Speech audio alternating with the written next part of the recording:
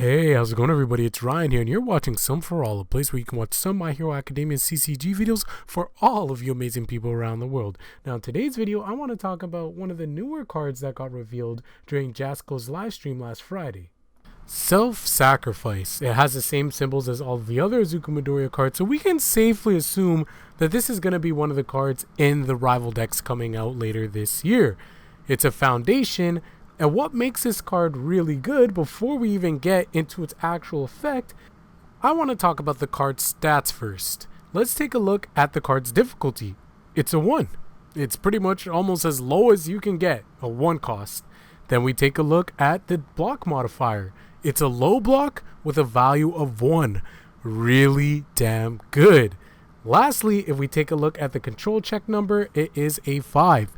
Pretty good. So when you use this card as a control check, hitting a 5, you can play almost anything you want, obviously before progressive difficulty starts to really kick in. So before we even talk about the effect, the reason why I think this card is so strong is because of its stats. Most importantly, its block modifier.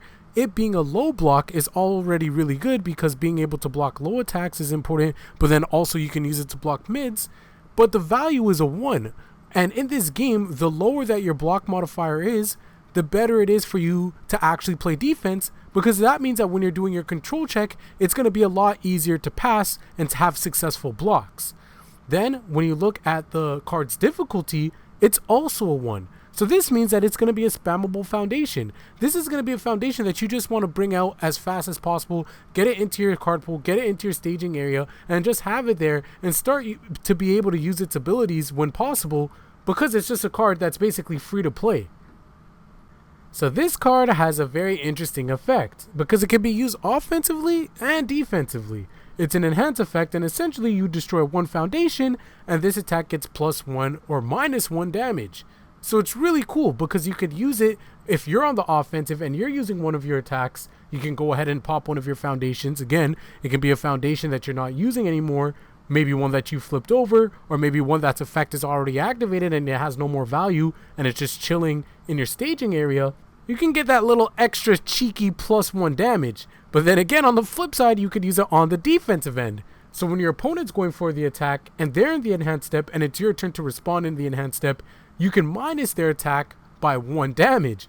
And of course, with self-sacrifice being a foundation that has a difficulty of 1, you can pretty much just have your staging area full of self-sacrifices and potentially -1 your opponent's attack up to 4 damage every turn, which is pretty damn good. But of course, you got to destroy one foundation, right? So you got to decide, do I want to destroy a whole bunch of foundations and really minus this damage right now?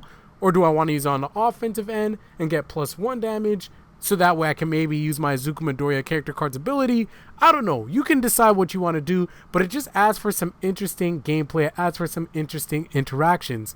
So overall, I think that this card is actually pretty good, and I'm actually really excited to play with it.